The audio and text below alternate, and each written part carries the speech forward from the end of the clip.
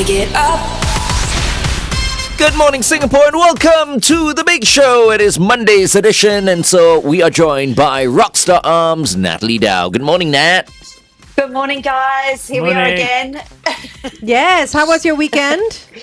My weekend was good. We were just saying I was dunked about 20 times at the Sustainable Christmas Fair. So a little bit black and blue, but it was for the Red Cross and for the kids. So for a good cause. You know, I think, because I've been part of the, dunking crew before, and I think these dunk tanks need to be designed a little bit better. Yeah. Because They a need lot to of be the safe. time it's a makeshift, tank. Yeah. And sometimes, it's really, really unsafe. Like for Nat, for example, like she got hit on her back, right? Every time she got dunked.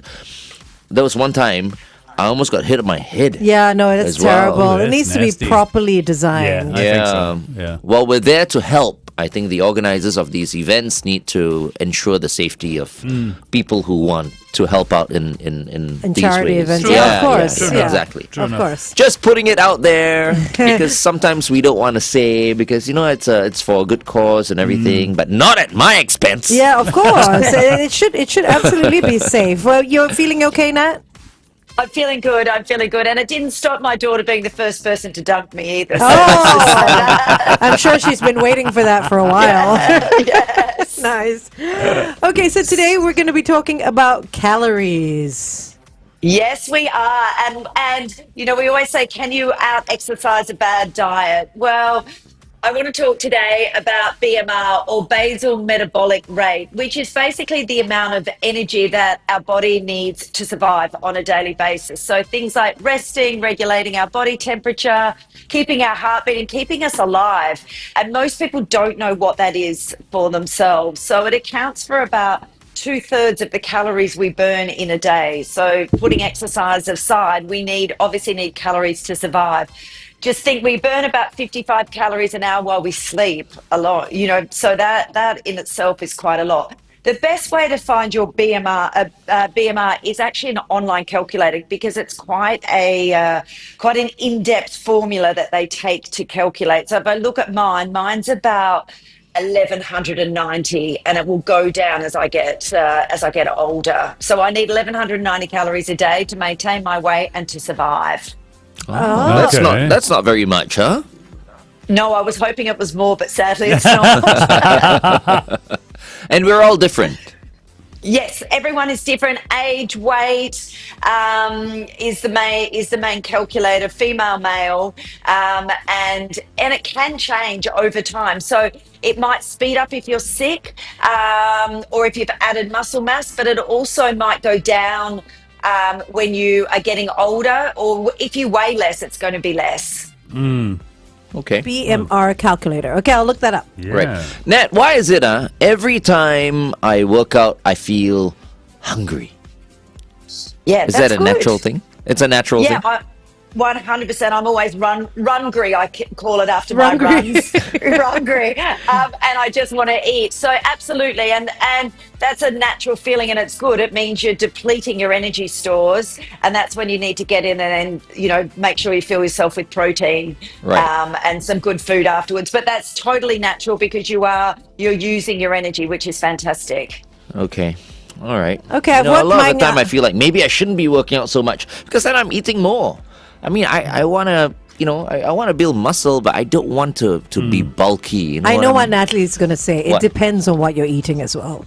Yes, it does. It depends, of course. You Okay. can have a char kway teow versus a steamed Of fish. course not. No, but I'm just not saying that into hawker food. It depends. It depends. depends You on can what have a chatterbox char kway teow. That's not hawker food. No, it is hawker food. It is hawker food. Okay, let's continue to talk to Nat on the Big Show TV. Oh, by the way, what is the workout going to be like today? We're going to do a fat burner workout today to burn some calories. So you don't need any equipment. Jump on board, and it doesn't matter if you're fit or not fit, something for everyone. Nice. The workout exclusively on the Big Show TV while we take a listen to Carol G on Kiss 92.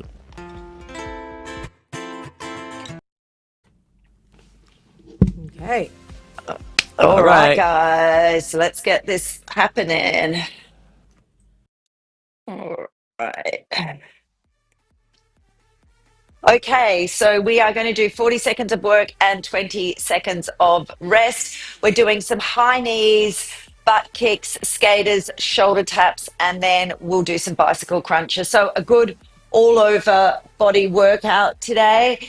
And we will start slow. We don't have to be doing the running version. It's up to you, but getting ready to go in 5, 4, 3, 2, 1. So high knees, we can just do these versions to warm ourselves up.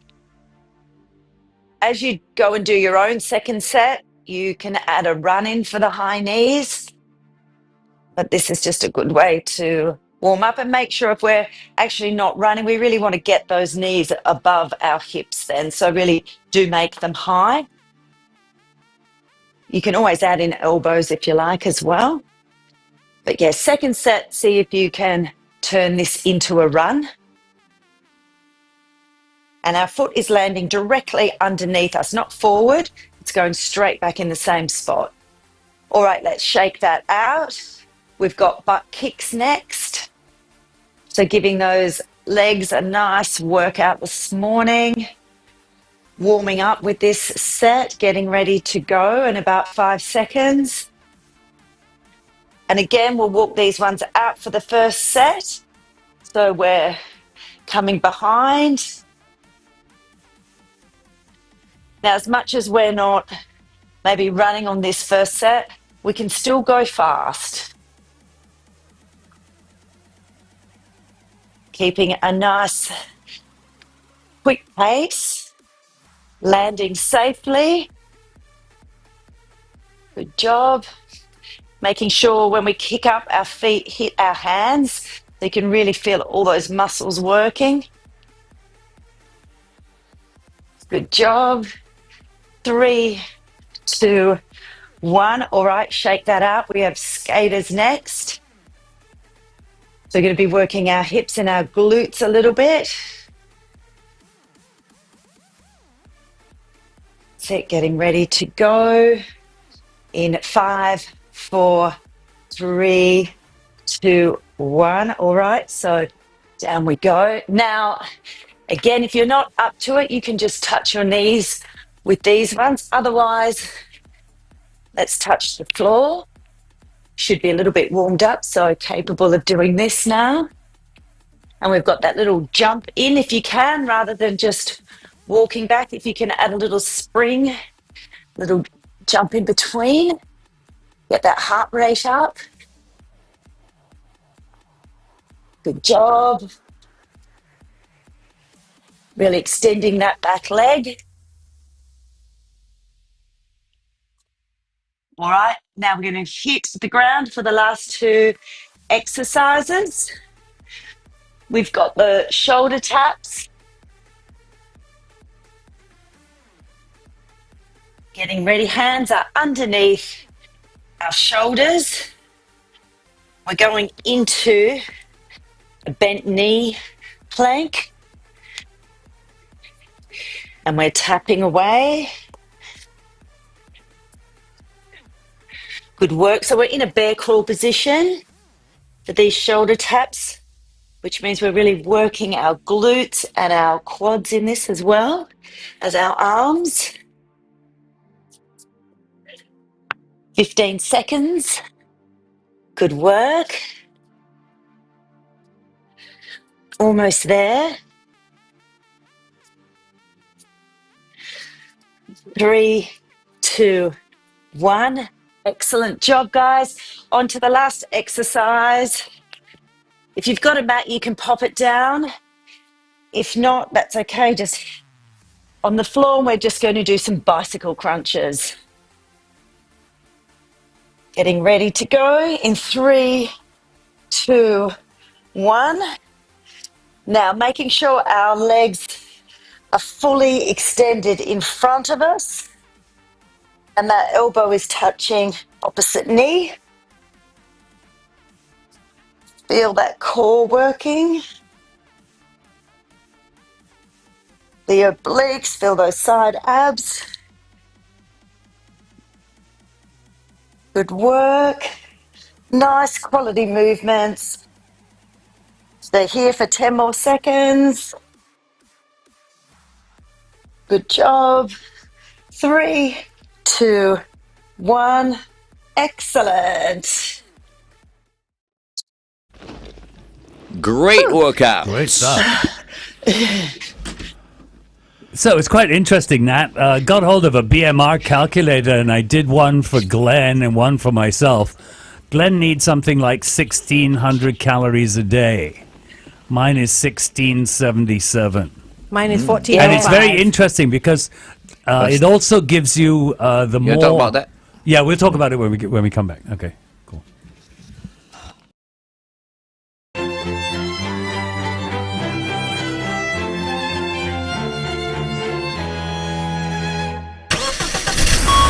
Kiss 92 traffic. On the BKE towards the PIE, look out at the Bukit Panjang Road entrance for an accident situation.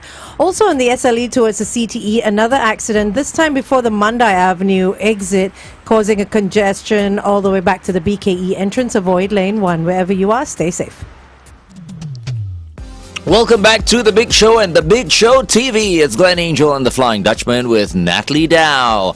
Good morning, Nat, and thank you so much for that workout. That was a fat-burning workout indeed. I feel like, You burned some fat? yeah. Awesome. Also because I'm feeling very warm right now. My body is still burning the fat. Okay, so we were talking about the BMR a little bit earlier, the basal metabolic rate, and we went online to look at the calculator. And we got a calculator. I did one for Glenn. His is 1,600 a day. But what's interesting, it also tells you your calorie requirement depending on your activity levels. So the more you exercise, the more you need to consume, the more calories you need to consume. 100%. And that's a guide, that calculator. Yeah. So I think, now we have great Garmin watches that actually are... Oops. Oh, technical issue. We have lost connection with Natalie. Oh, now. she's back. Okay. Very, very, very specific around how we burn our calories because it takes into account things like heart rate. So, that is much more accurate when we're looking at burning calories is, use your Garmin watch rather than a predicted because it will be much more spot on. Okay. So my BMR is 1405 a day, but if I work out 4 to 5 times a week, which I usually do, it needs to go up by 600 calories to 2058. Yeah, so exactly every day, like I could burn 1,000 calories a day on a run, so I should be making sure I consume that 1,000 calories as well. Okay, so is that a correlation? If you burn that much, you have to eat that much? Ideally, to keep your body at the same weight. If you burn that much and want to lose weight, then you might have a little bit less than that. I might eat 800 calories as opposed to 1,000. But you really want to make sure that you're refueling your body. So I'm not burning 1,190 and then going, I'm going to do another 1,000 and not eat 1,000 worth of calories because I'll be far too much deficit. I won't be recovering. My muscles won't repair. So it's a fine line. So some deficit is okay, but we don't want to be 1,000 calories in deficit. Right. Okay, so what you take out, you have to mostly put back. Okay. Correct. Okay, Yes. that's a good rule. So if that's the case, then I should be consuming at least 2,344 calories. When you work, because you work out like 4 to 5 times a week. exactly. Right? Yeah. Okay. Yeah. That's a lot. Yeah, you don't say. And remember that's drinks as well. It's not just food we're eating. So we all also forget about it's every single calorie we put in our body. So do think about there is liquid calories going in as well and make sure you're counting those. So Glenn, you can take care of the liquid side of it, I'm sure. Yeah, I know, right? Yeah, you're Yeah. mostly drinking your... That's Let true. me check. Calories of whiskey a day. Not whiskey. Look, Oh, no? No. my protein shake is a stout. Oh, calories. If of- anything, it's a stout, not a whiskey. Not a whiskey? Okay, stop it. Okay. Someone is gonna try and be like me and have a stout after a workout. So no, I'm not encouraging that. You're the Neither one that's is saying Nat. it, not me. Yeah. You So- asked me. No, Okay, I stop didn't arguing, ask. both of you. I So, didn't Nat, there are apps out there that will help me calculate the calories I'm taking in based on what I'm eating, right? 100%. There's some great apps that you can use. That some that now you can take photos and it gives you a rough estimation of the calories you're consuming. But I think we have to remember a calorie is not a calorie. We've had this discussion before. So as much as carbohydrate, fat, and protein are equal in terms of their energy content, our body processes them in very different ways. So our body is much better at processing protein. So we might have 100 calories of protein, but our body only consumes 70 calories of that. Then it goes to carbs, and we'll take on 80 calories out of that 100, and then fat, which is the highest, maybe we take on 90 or 95 calories out of that 100 that we took on. So yeah, a calorie isn't really a calorie when it comes to how our body absorbs it and uses it. Okay, very All right. interesting. That's awesome. Thank you very much, Nat, for joining us today. As always, we'll see you next week. Thanks, guys. Have a great week ahead. You too. Bye. Bye. Awesome tips from Yeah. Natalie Dau. Yeah. Absolutely. If you want to go and calculate your BMR, you can just Google search BMR calculator. Very easy. All right, coming up next, our senior transport correspondent from the Straits Times, Lee Nian Zhou. He's back. It's 8:19. Kiss 92 Time Check brought to you by Putian. Nian Zhou, Nian Zhou, Nian Zhou. Well, it feels like we haven't seen you in 2 weeks, man. Actually, just 1 week. Right? I think so. Last Just week. about. How many weeks haven't we seen Nian 1 Zhou? week Because only, you can't boss. remember. One Ah, week, okay, one okay. week, 1 week. Okay, correct. 1 week.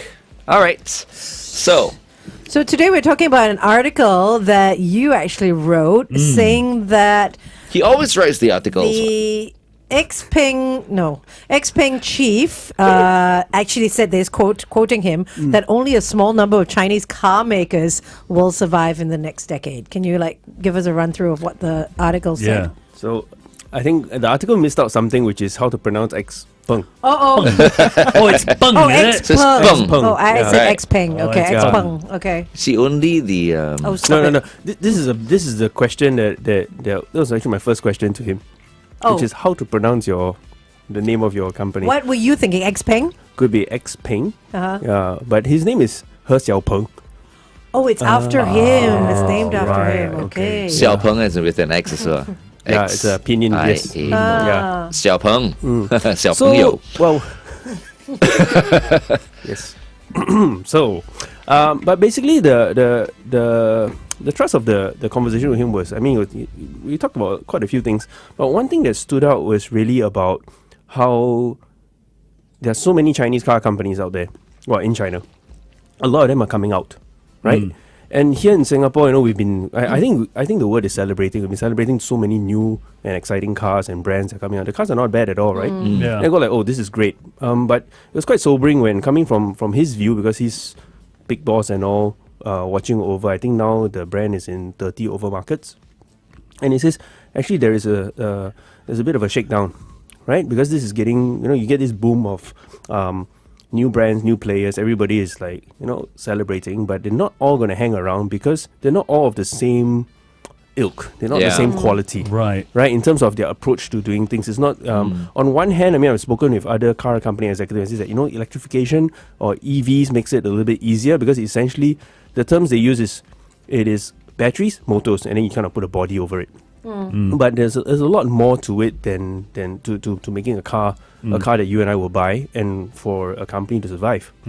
Yeah, so that's one of the main part of the conversation. But another thing that stood out is also how he has this so of all these Chinese brands that we know about, Xpeng has a bit of an edge, or at least they kind of forged this brand about autonomous driving. So cars that are able to drive themselves, right? And funny enough, because actually we spoke with him a little bit earlier, and since the conversation, the government also came out to say that Singapore is going, kind of amp up the efforts to look into self-driving vehicles. Right. Yeah, so this is a bit, equal part scary, equal part Do you fun. Do you believe that our government? I don't know who said it, but are you? Do you really believe that they are going to allow this within the next 5 years? I think there are good reasons for let's discuss why do we want autonomous vehicles. I don't want, by the way. And it also I just depends want to say, where. I don't feel safe. We're not talking about everywhere on the roads. We're talking about like industrial and cargo complexes and stuff like that, Yeah, right? that's- Not on the main streets. A bit of both. Okay. A bit of both. The crucial, the one who said it is our transport minister. Oh, Okay. Shi Hong Tat. Yes. Maybe we Okay. should get him on the show. But interestingly, the rationale for it is we have a labor shortage, Okay. right? So when you can automate something, it's just makes it a little bit easier, alleviating this pressure on labor demands. The second thing that is important, or a good reason to look into doing this is the way that you could actually implement. We talk about can it be on the streets and everything. Well, when the streets are not as busy in the wee hours of the night or something, you have these self-driving vehicles to do road sweeping, for example. That's really been discussed. Right, okay. Yep. So as you step towards eventually, I'm not sure to come to it is like 5 years time will we see these pods that are running up and down on their own robots? I'm not sure. But there is at least a chance that you're going to have this concept of remote monitoring. Yeah. So if we use the example of road sweepers, for example, right? Instead of having one person operating a road sweeper driving up and down the highway and the roads, you have one operator that can say, look over 10 2, or something, 3, or yeah. even 10 vehicles, and then they'll be able to come out to, they'll ping alerts if something comes up. And that gives us hopefully better efficiency, better way of deploying labor. So we're not talking about human carrying autonomous vehicles like your Grabs and stuff like that. But Not they yet. have Not yet, at tested least. these in certain I areas, think in right? San Francisco they Yes. already have them No, even- as cars. Even here at I think it's Science but- Park where but they have the tested, buses yeah. and Yeah, stuff. but we don't need to, right? In this area, I feel like where there are safety concerns and all that, let the rest of the world try it. Yeah, of course, of Let course. them perfect it first, and then we go. Because I'm thinking you're saying one person, say, in charge of 2 or 3 road sweeping vehicles, right? It can also be one person in charge of buses as well. Yes. Because they travel the same route. They're not like Grab cars that Go that everywhere. go randomly Yeah. everywhere, right? Yeah. But these buses, they Yeah. travel the same route. So, nerd alert. So there is actually a way of defining this levels of automation, vehicle automation out there. Okay. So the general the reference point is there's this level from level 0 to level 5. Level 5 being vehicles that can do anything and everything all the time. Basically, it's it's the kind of autonomous vehicle that you and I will probably think of. But and level 4, which is the step below, is restricting these vehicles, the use of such vehicles within very specific areas or conditions. Right? I think this is the one that is maybe a little bit more plausible, including the taxis, whether it's Waymo in the US, I think in San Francisco, a few places, as well as Pony AI, that's in China. And quite a few cities have already opened up and allowed them to do this. So As taxis. as taxis, yeah, it's very much like it's a very qualified application. So within specific times, okay, these taxis will be allowed to Alright. run free, and you can book them and take you from point to point. But the actual use, right, is still it does a very restricted route. So if we let's just bring it to Singapore and say that okay, I'm going to book myself a Waymo or a Xiaoma, right? That's what the pony is called. Xiaoma, so Yes. cute. Yeah. So these little horses, and you go like, so we are now here in Toa Payoh, and maybe within this area, the license and the technology be such that it's allowed to run up and down from say Toa Payoh to Bishan and nothing further. So then it's possible to limit the risk, but also improve the programming. So fundamentally, it's about this. What I say, level 4, right? Is restricting them to specific areas. It's not as if from San Francisco, I'm going to book a cab, a Waymo, and take me to Well, another part in the US. yeah. Not Yeah. possible. Yeah, yeah. Okay. Yeah. Very cool. We'll take it slow.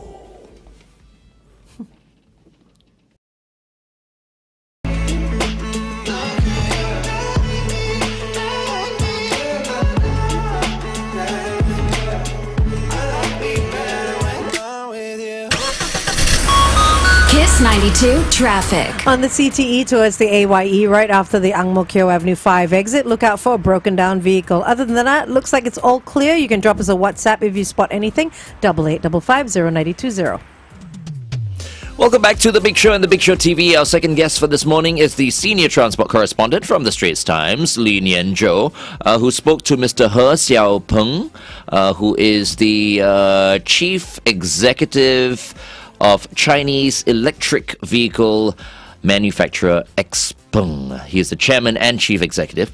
He says that he thinks that only 7 major car companies will exist in the coming 10 years. Yeah, this is from he's referring to the number of Chinese car companies that will still be in business in the next 10 years. Right. And actually, elsewhere, we've also seen similar reports, right? Whether it's from the analysts as well as from these car companies who are in the thick of things, going like, yeah, it's going to be pretty hard.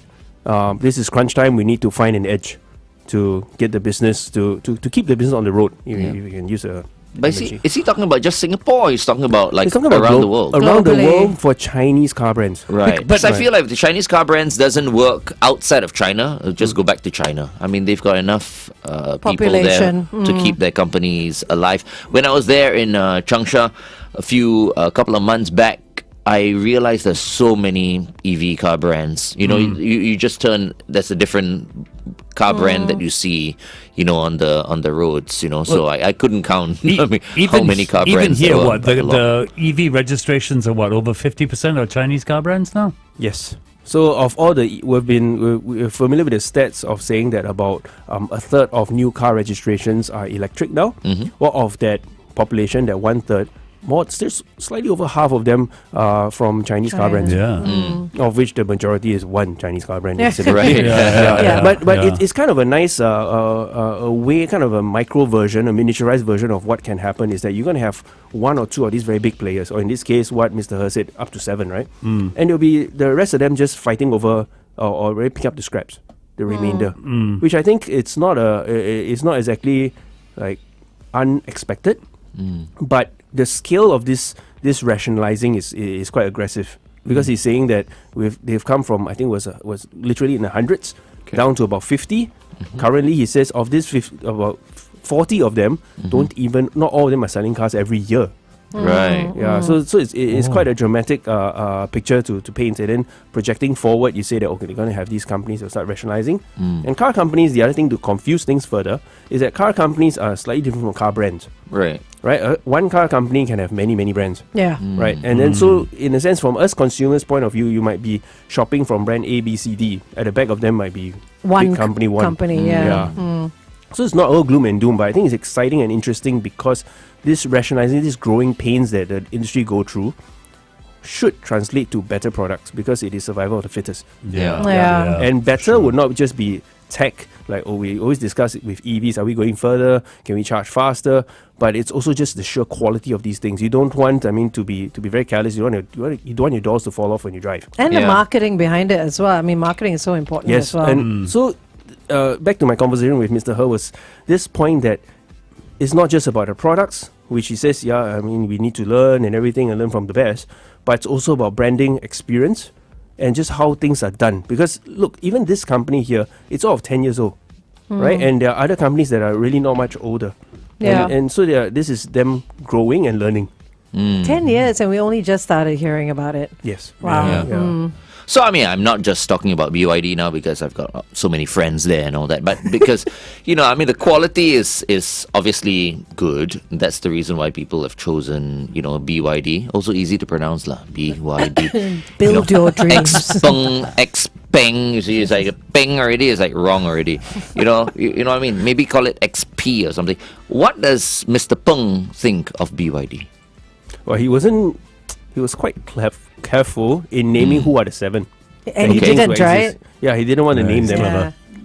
But realistically, if you look at the stats of BYD as a brand, it is invincible right now, I feel. It's clearly in the lead. I mean, in Singapore for sure, but it's also globally because, and this is actually another trend that is coming in electric vehicles. So we've gone through a bit, even as Singapore being a bit late to the party, right? Saying, oh no, this EVs that can do 400 or 500 kilometers, yay, that's great, right?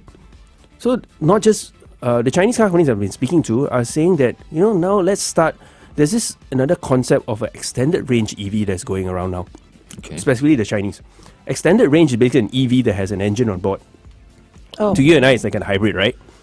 But whatever forms that moves the vehicle, they are promising, or the target is anything upwards of 1,500 kilometers before you need to refuel and recharge. But what powers the engine? Fuel. Fuel. Oh, so it is a hybrid then. Yeah, exactly right. Yeah. But there's all these technical differences. But the point is, I'm of the opinion that when it comes to, and BYD also has one like that. I think they were nearly 2,000 kilometers already. Right. Right. And the question is whether you fit into our needs here. But just consider this: if you have a vehicle that can run for 2,000 kilometers, you don't actually have to visit the petrol station Exactly. every Week? Yeah, exactly. month. Yeah. No, maybe a month. Depending how much you Yeah. drive. So if this yeah. takes off, there's another dynamics that's going to change again, because if your visits to the petrol station is once every less. couple of months, Yeah. Yeah. you're going to change further in terms of like, why are we having petrol stations and why is around Let's around build us something anyway? else there. Yes, Okay. times are changing. It is like that Bob Dylan song. Yeah. Anyway, here's Mark Ronson featuring Amy Winehouse, Valerie on Kiss 92. You know, we talk about so many of these China car companies that are going to close down, right? And there are only going to be 7 left. Those that are left, did he mention whether the companies that close are just going to close and disappear? Or are the so-called big 7 going to gobble them up? We didn't go into those details, but I will cross-reference to what we have seen in the past, right? The combustion engine days. There were some of these consolidations, right? I mean, a lot of the brands that we are familiar with today are not standalones. No. Right? Yeah. Yeah, whether you are talking about the big groups, right? I mean, how many brands does Toyota have? Yeah. Yeah. How many brands does Volkswagen have?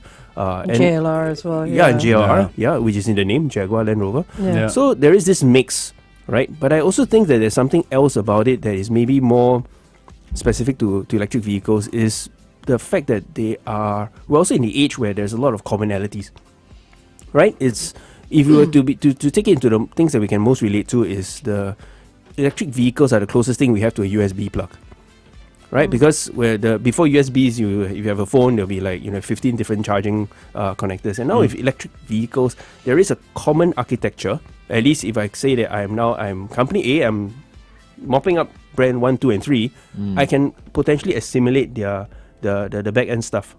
Right, so it's not going to hurt us so much. I think what is important though to think about is that, coming back to consumers, is you don't want to be betting on the wrong horse.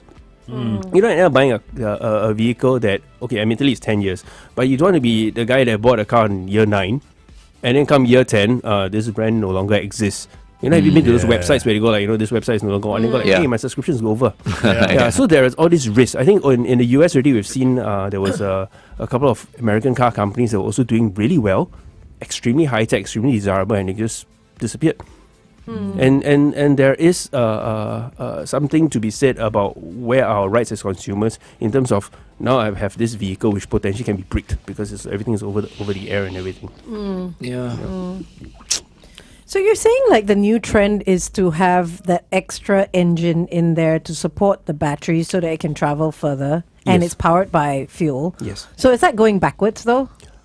There are a couple of You know, arguments because it for was this, all yeah. like EV is the future, and everyone's going green and carbon neutral and this and that. And then now they're kind of like taking a couple of steps back and saying we need that. I think that there's a bit of, well, it's with these things, there's so many different factors that's driving it. The technology does not sound different, in that there's an engine somewhere in the vehicle where you put, expired dino juice in and you charge up, right? Yeah. So the difference, however, is with EVs, right? An important thing, oftentimes when we report on EVs and somebody say, hey, in Singapore, your electricity is not even so-called green, right? It doesn't come from the wind. It's not renewable source. Well, literally closer to home is the fundamental things about EV is tailpipe emissions, which means that if you are in the city and in the city, the roads are full of EVs as opposed to combustion vehicles, we breathe better. Yeah. Right? This is why I mean, this is at least one good reason, I think, for the Singapore's public transport to go towards electrification, because the electric bus is that much more comfortable for those of us who are sitting at the bus stop. Yeah. Yes, absolutely. Definitely. So tailpipe emissions is one. So with this extended range EVs, yes, on one hand it sounds like, oh, isn't that like a Prius that we're familiar with, all these hybrids? Yes, but on the other hand, you have this possibility that work around the needs for charging infrastructure, right? And the electric part of it, okay, earlier on, the older type of similar tech will give you maybe as little as 50 kilometers of electric range. Rest of it is by combustion. These vehicles are turning around and say that I give you 500 kilometers in electric range and another 1,000 more in fuel or some kind of Amazing. combination, right? So that 500 or so kilometers running around in the city or anything you're doing would not actually have a load on into the air. At least in the localized part. So that's the first that it uses. The rest is backup. It's adjustable. Another Okay. thing around it, and this is, I think, coming back to this conversation about questioning the longevity or the survival of many of these car brands from China, is the fact that there's a lot of pushback against Chinese car companies, mainly in Europe, a little bit in the US, and who US. knows what happens next. Where are we at next year? in January. In yeah. January. Yeah. So one way to get, at least what is seen by some analysts, a way to get around the barriers put up for Chinese pure electric vehicles is to say that, hey, this is not Chinese. This is Chinese, but it's not pure electric. It's got an engine. So in some by Right. some Play definition, around with the there terms, is yeah. a way of getting around. But you Yeah, know what? yeah. Let me just tell you, okay? I've not been to the rest of China. Been to Changsha. Yeah. Okay? At middle of China. Didn't know what to expect. But you know what? The air was so clean and fresh. Yeah, but you got to go to The- like Beijing and Shanghai. It's not clean and fresh. No, but what you can't say that. No. They're polluted. like Beijing. Wait, is I really don't polluted. know. I mean, I haven't been there of late. Things might be better. I mean, we've heard of pollution there and all that, but you never know. Maybe it's better now Than what it was before, Than what it yeah. was before. But I was so surprised looking around at the number of EVs there, and every single motorbike was also an EV. So okay. I think that has definitely contributed to the fact that, look, it's no longer polluted, at least, in Changsha. I would think that in the past, maybe the air was not as clean. Yeah. But it was so clean when I was there. Speaking of motorbikes, where are we with EV motorbikes? I mean, we don't really hear about them. Are there? We is do there have a them, big don't we? market here for EV motorbikes? I'm tempted. You see, you don't hear them. Okay. I did that on purpose, but I mean, Well played. seriously, thank you. So electric motorcycles have a huge problem. A huge problem in terms of at least the fact that the substitution, right? A regular motorcycle versus an electric motorcycle is a big gap in cost. Yeah. Okay. And then there's also a big gap in convenience. So an electric would be more expensive. Much more expensive. Okay. Okay, that's one part. And then also we gotta consider that motorcycle, we tend to think of, at least for me, when you mention motorcycles, I think of the little mopeds, the ones that we use for people to do food delivery, the last mile and all that, right? Right. So those bikes, the COE situation aside, cost next to nothing when you place it against an electric scooter. And an Okay. electric motorcycle, electric scooter, fully charged, give you about 100 kilometers of range. Oh, that's not a lot. That's not a lot. Yeah, I mean they will Okay. tell you can do 150, but you put a big guy on it and you carry lots of your orders. It's gonna really decimate your range. So there's no market for it here at all. Yes and no, because now there's a small spark of hope going out there. Is that there are at least 2 operators out there who is working to put in battery charge and swap stations. Yeah. Oh, good. Yeah. Okay. Yeah. So what this means is that so again, now imagine I'm the big guy with the pizza delivery, right? And I need a recharge. Instead of plugging in, I go to these stations And and like vending swap. machines. You swap them out in 2 minutes or 3, and then you have another 100 kilometers to go. Okay. So this is the way to work around it. Okay. The challenge though is still the cost. Because you need to, these charging stations or these cabinets or these vending machines are not cheap. Yeah. In terms of physically putting them there, committing funds, and also Running getting the it rights and to all do that. it. Yeah. Okay, yeah. let's go for a traffic update.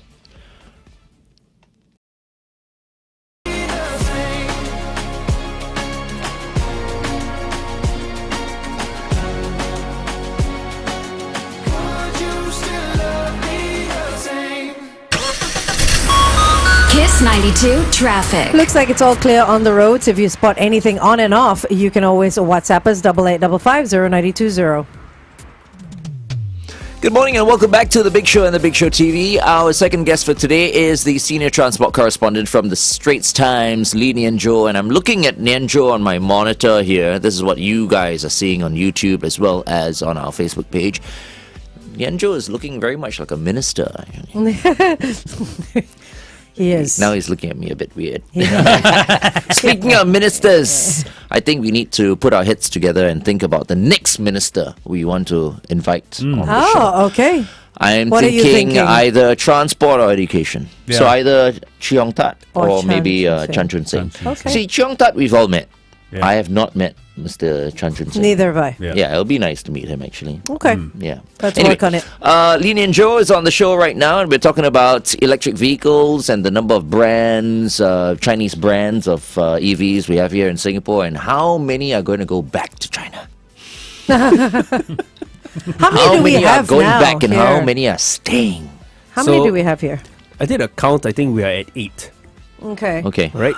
Interestingly, I mean 8 as in we're talking about pure Chinese-owned and Brand. Chinese-branded Yeah. brands. Right. Right. The difference is so out there in the wild, or at least in Linky Road, you have Geely, which is a massive Chinese car company. That was one of the Okay. first few, no? But you have not seen their No. cars here. They don't have a Geely branded car here. Oh, Yet. okay. Who's the Cherry QQ? Yeah, exactly. I under? remember the first Chinese That car was- that came to Oh, Singapore. Cherry Cherry QQ. QQ. Cherry has now, they are around. They are one of the 8. Okay. Around. All right. Right. The brand that they put out, it's called Omoda. Which we Oh, saw at Omoda the is Car theirs. Expo. Yeah. And what about JQ? Because I feel That's like another Omoda is Cherry. It's under Cherry. thing. Okay. All Yeah. right. So back to it is that of these 8 brands, right? I think it was 5 of them were introduced only in 2024. Oh. 5 or 6. Oh. Yeah, so you see how quickly we're moving. So, I mean, way in the beginning of this segment, we were talking about how Singapore seems to be really just falling in love with Chinese car brands. And Chinese car brands are reciprocating because they're all coming over here. Yeah, for sure. Yeah, fresh off the boat and all. And I see what you did there. yes, more TV references. Yes. So, but the point is, we are in this position where we can enjoy and choose all these different brands. Right. So the rumor and the gossip is that it's hardly done yet because every other car company now, at least a motor dealer here, is actually actively shopping, or they've already signed it, they just have not launched it. These new brands are coming. More and more brands. Yeah. So it is getting crowded, and I think it's realistic to say that some will get crowded out. Yeah. Right? Because that's the nature of things. But the question is who and which ones are, and I don't think this notion of brands or car companies being crowded out is not going to be just the newcomers, the new kids on the block. It will have to include some brands that we are familiar with 20 years ago and go like, hey, they're not around Yeah. anymore, or they're Yeah. going to start paring down. We used to Yeah. have a full suite of models. Now maybe I just give you one. Yeah. Because that will Concentrate on help us to cope, to survive. Yeah. Yeah, so it's a time of changing.